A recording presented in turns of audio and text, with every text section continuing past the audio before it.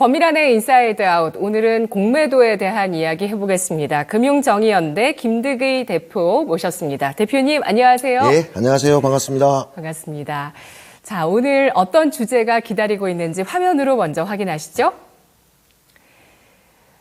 끝없는 공매도 논란, 기울어진 운동장 개선될까? 공매도가 코로나 팬데믹으로 좀 금지가 됐다가 2021년 5월부터 코스피 200, 코스닥 150 종목에 한해서 공매도 재개된 상태입니다. 올해 불법 공매도 적발 제재 건수가 역대 최다 규모를 기록했다고 합니다. 공매도가 기승을 부리고 있는데요. 특히 2차 전지를 겨냥한 불법 공매도가 무더기로 적발됐다는 소식 나오고 있습니다. 국회에서도 좀 제도 개선을 촉구하고 또 이런 불법적인 부분들은 또 처벌해야 된다라는 목소리가 나오고 있다고 하고요. 다음 달에 국정감사 예정돼 있는데 공매도 대책 논의에 탄력이 붙을지 여부가 주목이 되고 있는 상황입니다. 대표님, 먼저 공매도에 대해서 알아볼게요. 우리 많은 투자자분들 알고 계시는 분도 계시지만 모르시는 분들을 위해서 공매도가 뭔지 설명해 주시죠. 공매도는 말 그대로 빌공짜죠. 그러니까 주식이 없는데도 불구하고 주식을 매도할 수 있는, 그러니까 내가 주식을 안 가지고 있는 데서 다른 사람의 주식을 빌려서든 아니면 나중에 갚는다고 생각을 하고 먼저 팔고 갚는 건데, 그러니까 빌려서 공매도를 하는 것은 무차입, 그러니까 차입 공매도라고 하고, 빌리지 않고 공매도를 하는 것을 무차입 공매도라고 합니다. 우리나라는 무차입 공매도에 대해서는 불법입니다. 그러니까 빌려서 주식을 공매도하는 것에 대해서는 합법을 하고 있고요. 그러니까 공매도를 하게 된 이유는 주식을 하락이나 아니면 주가가 고점으로 보고 반드시 하락할 것이라는 믿음을 가지고 들어가는 경우가 많이 있죠. 그러니까 공매도 하시는 분들은 보통 외국인과 기관들이 대부분 하고 있는데 일반 투자자들은 한 1% 정도도 안 되고 있습니다. 네. 그런데 외국인과 기관들이 주로 들어와서 나가다 보니까 대부분 공매도가 들어오면 주가가 하락되고, 그래서 이 하락을 된 그 시점에서 주식을 사서 갚으면 되니까 공매도 하시는 입장에서는 주가 하락을 목표로 들어오다 보니까 일반 투자자, 주식을 소유하고 있는 투자자 입장에서는 공매도가 주가 하락의 원인으로 보고 주범으로 보고 공매도를 폐지해야 된다. 이렇게 많은 분들이 생각하고 있는 현상입니다, 지금. 네, 대표님께서는 공매도 폐지 의견이신가요? 유지 의견이신가요? 저는 우리나라에 맞게 공매도가 유지돼야 되는데 순기능은 분명히 있거든요. 네. 근데 그 순기능 때문에 공정과 신뢰성이 지금 상실되어 있는 현 공매도 시장은 폐지는 아니더라도 제도개혁은 개선은 분명히 이루어져야 된다. 그래서 공정과 신뢰성을 일반 투자자로부터 공정과 신뢰성을 회복해서 전면 개선을 하선 저는 그렇게 필요하다고 봅니다. 네, 최근에 배터리주 쪽의 공매도가 눈에 띄고 있습니다. 지난 7월 26일에 그 배터리 대형주들 중심으로 엄청난 급등락이 있었고요. 이러한 부분들을 뭐 배터리를 바라보시는 분들 중에서 거품이었다 이렇게 생각하시는 분들도 분명히 계실 수 있고, 이런 어떤 공매도로 인한 주가 하락, 특히 이제 어떤 공조된 듯한 이런 매도세, 이런 부분들이 과연 정당한가, 이런 문제의식을 갖고 계시는 분도 계시는데요. 아까 뭐 개인 쪽에서는 공매도 참여를 뭐 1% 정도 한다라고 말씀해 주셨는데 매일 여러분께서 확인하실 수 있습니다. 공매도 포털 검색해서 들어가 보시면 자료들을 보실 수 있고 한국거래소에 관련 자료들이 있는데 제가 한번 최근 일자 기준으로 자료를 잠깐 보도록 할게요. 양대 시장에서 공매도 잔고 상위 종목을 보시면 먼저 유가증권 시장 코스피에서는 뭐 여러 가지 종목이 있습니다만 그 배터리 관련해서는 일단 포스코홀딩스, 포스코퓨처엠이 2% 정도 공매도 잔고를 갖고 있고요. 그리고 다음 코스닥을 보시면은 좀 배터리주들이 많은데 공매도 잔고 비중이 LNF, 에코프로 각각 7%, 대주전자재료도 6.77%, 이 밖에 뭐 휴마시스나 HLB 같은 바이오 주식들도 각각 8%, 6%대 공매도 잔고를 기록하고 있는 모습입니다. 그리고 또 다음 자료를 보시면 이거는 지난 이게 일자 기준들이 조금씩 다르더라고요. 지금 보시는 자료는 9월 26일 기준 자료인데요. 공매도 거래 비중 상위 종목 이렇게 나와 있습니다. 한진칼, 거래 대금 가운데서 공매도 비중이 39%, BGF 리테일, CS윈드, LG 디스플레이, 넷마블, 에코프로 BM, HPSP 이런 종목들이 각각 거래대금 기준으로 봤을 때 그 안에 공매도 비중이 30%에서 40%의 비중을 차지하고 있는 모습이고요. 다음 자료 보시면 9월 21일 기준으로 공매도 잔고 금액 상위 종목입니다. 예, 금액 기준으로 공매도 잔고가 많은 종목이 LG에너지솔루션, 포스코홀딩스, 포스코퓨처엠, 삼성전자, 셀트리온, 그리고 코스닥에서는 에코프로그룹주, LNF, HLB, 포스코DX 이렇게 기록이 되고 있는 상황인데요. 이렇게 2차 전지 중심으로 공매도 잔고가 늘고 있다는 게 좀 특징적으로 나오고 있고요. 특히 에코프로 이달 들어서 1조 5천억, 1조 7천억 사이의 잔고가 형성이 되어 있고, 그리고 LG 에너지 솔루션도 보시다시피 잔고가 높게 형성이 되어 있습니다. 현재 공매도가 좀 과도하게 이루어지는 시점이라고 봐야 될지 현 상황에 대해서 평가를 해주시죠. 그러니까 주가 하락 이슈와 맞물려 가지고요. 예. 공매도가 활발하게 이루어지고 있는 건 사실입니다. 네. 특히 2차 전지 종목 같은 경우가 과도하다고 볼 수 있고요. 9월 평균 공매도 거래대금 비중 연 5.7%가로서 연중 최고입니다. 그러니까 예. 올해 이번 9월 달이 공매도 거래 비중이 제일 높았다고 볼 수가 있고요. 예. 올해 연평균 공매도 비중 4.96%보다 1%포인트가 높으니까 유독 9월 달에 많이 이루어졌다라고 볼 수밖에 없죠. 그러니까 과열되고 있다 이렇게 진단하는 게 동의합니다. 네. 공매도 거래대금 비중 연중 최고치 기록하면서 개인 투자자분들의 이 거센 규제 개선 목소리들은 더 커지고 있는 상황입니다. 국회에서도 좀 이런 의지들을 보여주고 있고 제재 강화의 필요성에 대해서 인식을 하고 있다고 하는데 최근 들어서 규제 개선이 조금씩 되고 있긴 하거든요. 네, 맞습니다. 그렇죠? 예. 예. 그러니까 이게 오래된 이슈거든요. 공매도 폐지 개선 예. 이슈다 보니까 문재인 정부에서도 일단 그전에는 과태료만 있었어요. 그러니까 소위 말해서 범칙금 딱지 떼던 거 말고는 처벌을 하지 않았는데 과징금 제도, 형벌 제도를 도입을 해서 처벌할 수 있게 만드는 게 문재인 정부에서 이뤘고, 그 다음에 감시 장치를 만들겠다라고도 했고요.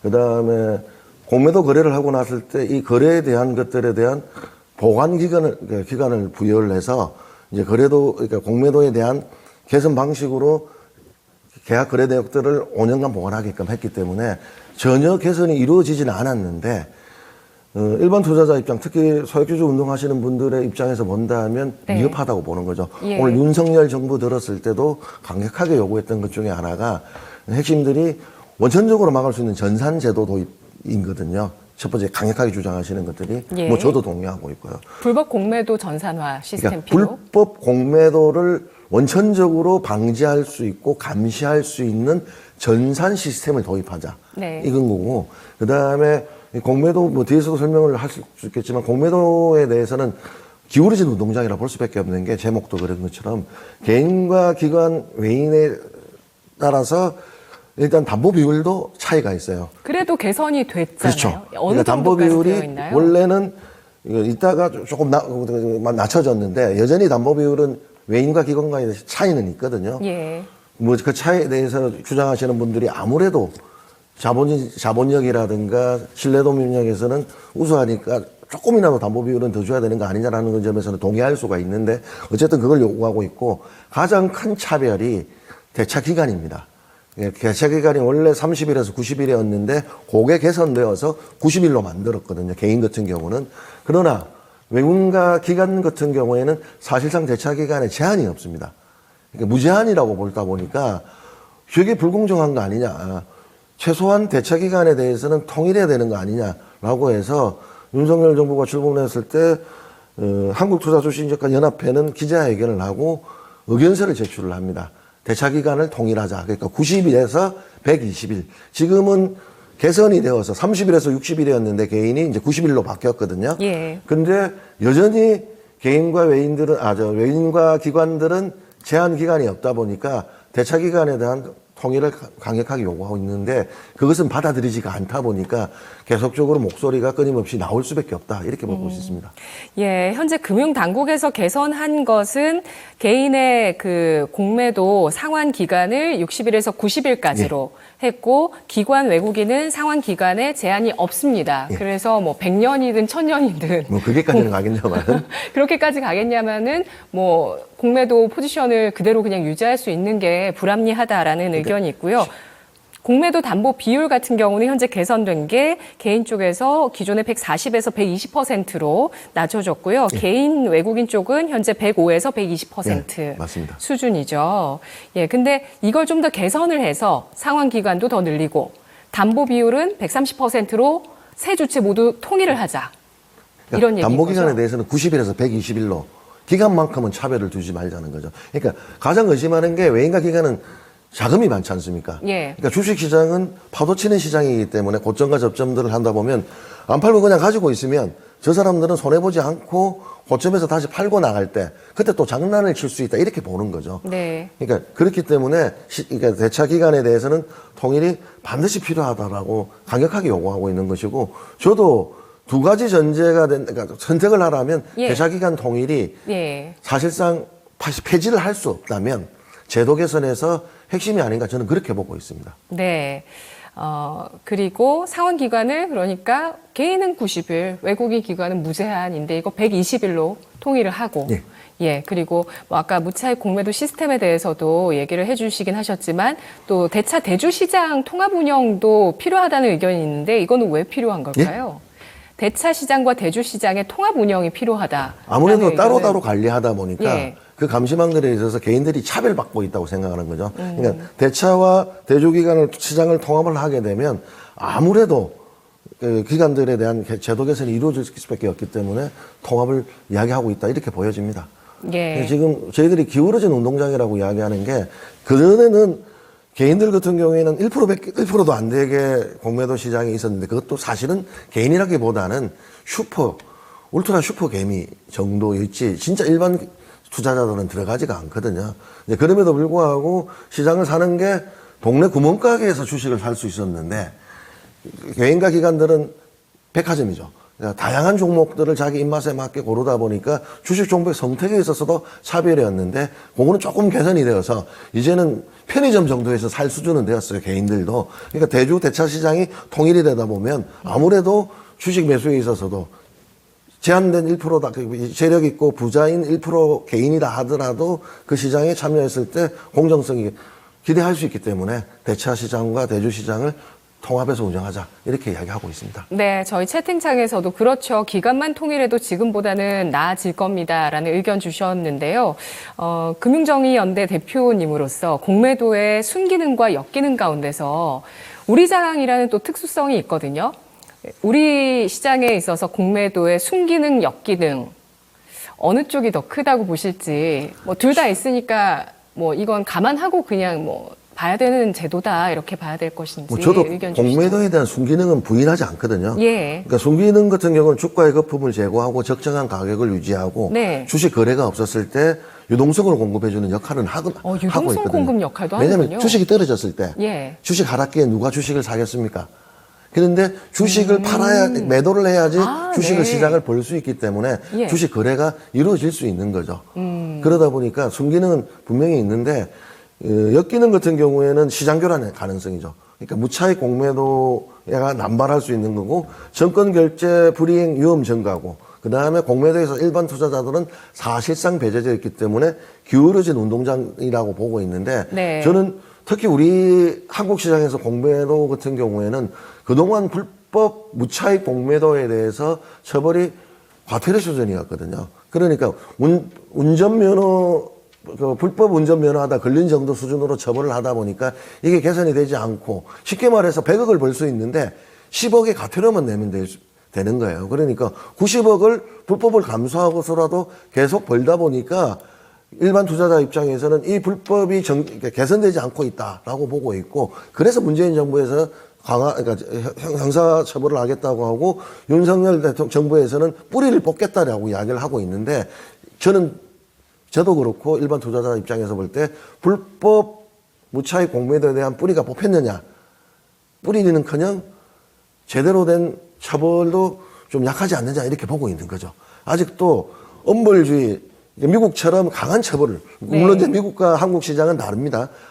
한국은 제재가 좀 심하지만 미국은 자율성을 많이 부여하고 있습니다. 부과하고 자율성 있지만. 부여하지만 정말 시장을 교란하거나 시장에 대해서 순기능을 반하는 그런 행위를 하면 엄벌하죠. 엄벌을 하는. 그러니까 소위 말해서 우리는 뭐 사면이라든가 가석방 60% 이상만 하면 가석방을 해주고 있는데 예. 특히 경제사범에 대해서 시장 교란 행위에 대해서는 가석방 조건 없는 뭐 20년형을 선고한다든가 징벌적 손해배상금을 통해서 회사가 망할 정도로 배상을 때리게 되거든요. 그러니까 자율성은 있으나 불법에 대해서는 시장에서 퇴출시키겠다는 게 미국의 주의인데 아직 우리나라 시장은 네. 엄벌에 대해서는 좀 약하고 징벌적 손해배상제가 정권법에는 도입이 되어 있습니다. 우리나라도. 네. 그런데 배상 비율이 미국만처럼 그만큼 하지 않다 보니까 아무래도 불법 무차익 공매도에 대해서는 여전히 일어나고 있다. 저는 그렇게 보고 있습니다. 그러면 공매도라는 게 어쨌든 합법적인 제도인데 이 안에서 불법이 일어날 구멍이 많은 이유는 뭐가 있을까요? 현재 무차익 공매도가 일어나는 이유 중에 하나가, 무차익 공매도의 불법성이 일어나는 이유 중에 하나가요. 지금 전산 시스템이 완비가 안 되어 있습니다. 예, 정말 그러다 보니까 의외예요. 왜 이걸 안 하는 겁니까? 수기로 지금 하고 있거든요. 수기를 예. 허용하고 있거든요. 메일, 아니 80년대도 아니고 팩스, 예. 심지어 전화까지 예. 허용을 하다 보니까 네네. 지금 전산화하고 있는 과정인데 안 되는 과정을 설명을 하셨는데 그 안 되는 과정은 뭐냐면 돈이 예. 많이 드는 거죠. 예. 그러니까 도입을 하려고 검토를 했는데 그 돈 드는 막대한 비용보다 효율성이 떨어진다고 해서 중단된 걸로 알고 있는데 네. 일반 투자자 입장에서는 얼마 황금이 든다 하더라도 이 전산화를 시켜놔야 되는 게 필수적인 공정성이다. 신뢰성 회복의 첫걸음이다. 이렇게 보는 거죠. 그게 안 돼 있는데 뭐 대부분 걸리면 뭐라고 변명이냐면 실수, 착오였다. 이렇게 변명을 하거든요. 그런데 사실 전산화가 돼 있다면 그 전산화를 통해서 무차익 공매도가 원천적으로 벌어진다고 한다면 처음부터 무차익 공매도를 막을 수가 있죠. 그러니까 보험회사가 청약서를 출력할 때 보험회사 전산에서 출력합니다. 넘버링 다 있습니다. 시그널 넘버. 그게 있어야지만 그 다음에 계약이 성립이 됩니다. 무차익 공매도도 마찬가지죠. 전화로 빌려주세요. 빌려줄게. 이렇게 말하는 게 아니라 그 시간 차이가 있지 않습니까? 빌려준다고 했는데 사실은 빌리는 걸 전제로 해서 들어갔을 때 시간상 차이가 나니까 차고 실수였다 이렇게 주장하는 거거든요. 근데 전사장 막으면 아예 그 일조차가 발생할 수가 없는데도 불구하고 아직은 모르겠습니다. 그 비용이 얼마나 천문학적 비용인가 모르겠지만 저는 시장 신뢰 회복을 위해서라도 천문학적 비용을 들이고라도 원천적인 불법 공매도를 막을 수 있는 전산 도입은 반드시 필요하다 이렇게 보여지는 거죠. 네. 그게 한국 시장이 맞지 않나 이렇게 했습니다. 아직 한국은 미국처럼 형벌을 강하게 하는 것도 아니고 징벌적 손해배상제가 활성화되어 있는 나라도 아니거든요. 우리나라도 정권에서는 도입되어 있지만 이게 사실상 6심제입니다. 허가를 받아야 돼요. 1심, 2심, 3심에서. 그리고 또다시 들어가서 1심, 2심, 3심을 해야지만 되기 때문에 시간이 하세월 걸리기 때문에 미국보다 활성화가 되지 않고 있는 거죠. 그러니까 이 활성화를 되기 전까지라도 아예 바늘 도둑이 소도둑 못되게 전산 도입이 근본적인 전산을 막을 수 있는 전산 도입이 필요하다. 이렇게 다시 한번 강조드리겠습니다. 네. 한국 주식투자자연합회라는 곳에서는 공매도 폐지를 주장하고 있습니다만 공매도의 전면 재개가 필요하다는 목소리도 못지않게 크게 나오고 있습니다. 공매도 전면 재개 시점은 언제쯤이 좋을까요? 지금 계속해서 공매도 재개 이야기들 하시는 분들이 많거든요. 예. 그런데 아직도 저는 시장이 회복되지 않았는데도 불구하고 이 정부, 이건 정부와 상관없습니다. 그러니까 진보와 보수와 상관없이 문재인 정부 때도 그랬고, 그 다음에 윤석열 정부 때도 그랬고, 가장 중요한 게 선진국 지수의 편입을 1차적 목표로 하고 있거든요.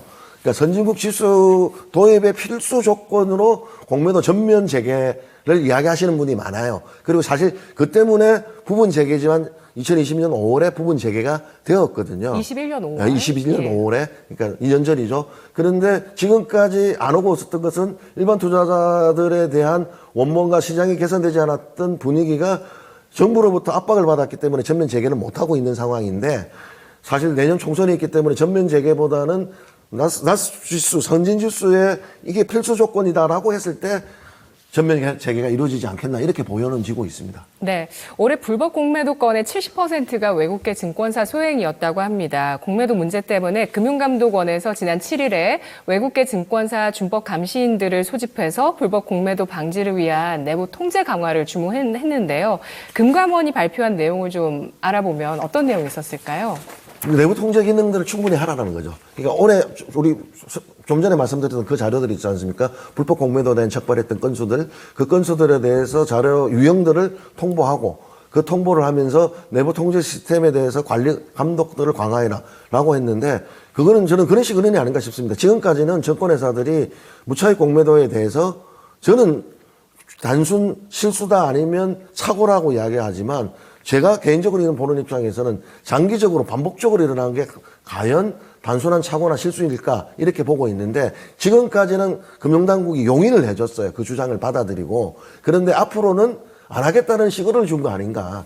이제 엄벌주의로 가겠다고 대통령도 말을 했기 때문에 이제 일벌백계의 대상들이 지금부터는 시작되지 않았나. 저는 그렇게 보고 있습니다. 네, 올해 8월까지 부과된 불법 공매도 관련한 과징금이 101억 8천만 원 맞나요? 예, 맞습니다. 예, 그리고 지난해에는 23억 5천만 원, 28건이 지난해에는 불법 공매도로 적발이 됐습니다. 자, 아까 방송 전에 잠깐 말씀 나눴을 때 무차익 공매도가 미국에서는 또 합법이더라고요. 예, 미국에서는 합법이죠. 예, 우리는 불법인 상황입니다. 이것을 또 적발하고 있는 단계이고 이제 마지막 질문입니다. 이런 불법 공매도에 대한 필요성들을 정말 많이들 인식을 하고 있는 상황이고요. 또 이제 투자자 여러분들 힘도 커진 게 주식 투자에 참여하는 분들이 굉장히 많아졌어요. 많이 활성화됐죠. 그래서 소위 말하는 동학개미 네. 힘이 코로나 시기에 힘을 보여줬다. 그 주가 상승의 원인이었다라고도 평가 분석하시는 분들도 계시죠. 네, 그러면 이제 이 그 공매도에 대한 제도 개선이 뭐 입법 처리까지 과정이 가서 개선이 돼야 되는 건지 아니면 지금처럼 논의하고 개선하는 과정으로 불법 공매도에 대한 그런 제도 개선이 충분히 이루어질 수 있을지 앞으로 전망 어떻게 하실까요? 그러니까 전산도입에서 시그널 넘버가 들어가야 된다. 이런 것들은 법률 개정 사항이죠. 아, 네. 그러니까 그것도 한 번은 개정을 이뤘어요. 전산화를. 아까 그러니까 수기나 지금 80년대도 아닌데 수기로 이루어지는 것에 대해서 우리가 개탄하고 비웃었는데 그래서 법을 개정을 했는데 그 법 개정할 때 시그널 넘버가 반드시 들어가야 된다 이런 게 없었어요. 네. 그러니까 제가 말씀드렸던 제도 개선 방안으로 원천적 막을 수 있는 거는 시그널 넘버가 들어가는 거에서는 법률 개정이 필요한데 90일 제도 통일 90일에서 120일 한다? 이건 법률 개정 사항은 아니죠.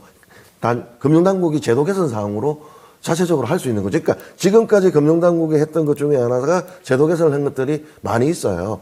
그러니까 담보 비율을 130%에서 120%로 낮춘 거하고 마찬가지로 많이 있는데 그리고 전산 제도 도입도 천문학적 비용이라고 안 하고 있지만 그것도 제도 개선을 할 수는 있다고 봐요. 이 돈을 출자가 정권회사가 부담하기로까지 지난번에 논의는 되었거든요.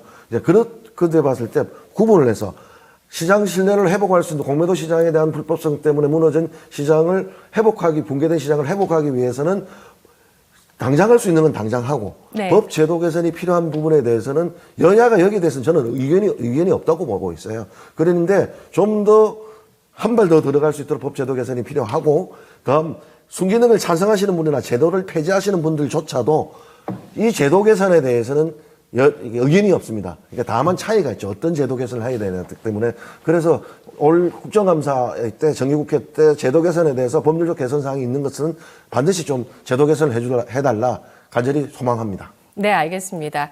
앞으로 우리 시장이 선진화될 수 있는 과정들 잘 지켜보도록 하겠습니다. 고맙습니다. 네, 감사합니다.